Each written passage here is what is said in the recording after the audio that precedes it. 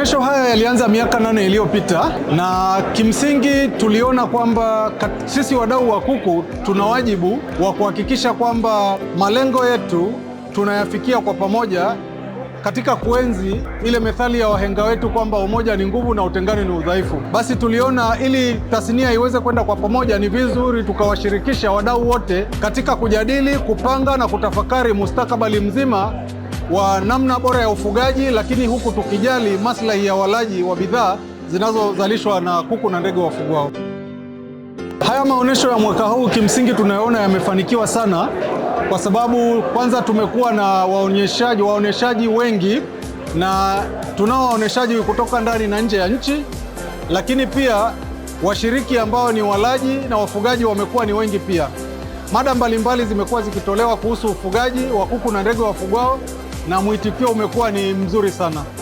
Wakati tulipoanza tulikuwa na waoneshaji wachache, tulianza na waoneshaji 20, wakisha tukapanda tukafikia, mara ya mwisho tulikuwa na waoneshaji 30 tu, lakini mara hii tumekuwa na waoneshaji 53 na wote wamekuja kuonesha bidhaa za aina mbalimbali. Sisi kama wadau wa kuku na ndege wafugwao huwa tunajitahidi sana kushirikiana na wizara yetu ya mifugo na maendeleo ya uvuvi wakati tunapojaribu kuweka mikakati yetu ya namna bora za ufugaji. Na jambo hili tumelifanya pia wakati wa kuandaa maonesho haya, ambapo kwanza kimsingi ya maonesho yaliambatana na tukio lingine la mkutano mkubwa kabisa wa kuku na ndege wafugwao kwa nchi za SADC, ambapo katika mkutano huu wameshiriki nchi 23. Baada ya mkutano ule ambao ulifanyika tarehe 16 na 17, wadau wale pia wameshiriki katika tukio hili la maonesho la hapa Mlimani City. Tumekuwa na viongozi mbalimbali pia wameshirikiana na sisi katika tukio hili la haya maonesho, na hii imemhusisha waziri wetu wa mifugo na uvuvi, lakini pia naibu waziri alitufungulia jana tukio letu. Tulipata pia kutembelewa na mgeni mkubwa kabisa ambaye ni waziri mkuu mstaafu wa Ethiopia. Tulikuwa naye jana hapa na ametembelea mabanda yetu na ametuambia kwamba ni mwelekeo mzuri ambao tunaenda naye.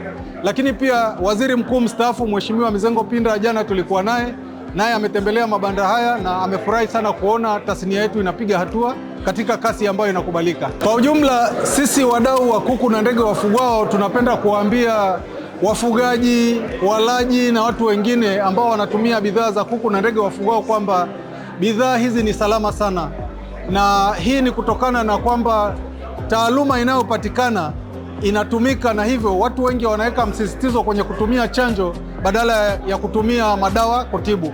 Tunapopunguza maradhi kwa mifugo, tunapunguza tiba, na hivyo tunamhakikishia mlaji anapata bidhaa ambazo ni salama zaidi. Na tuwatoe hofu, bidhaa za kuku na ndege wafugwao ziko salama kabisa. Karibuni sana na tuzitumie kwa ajili ya faida ya afya zetu.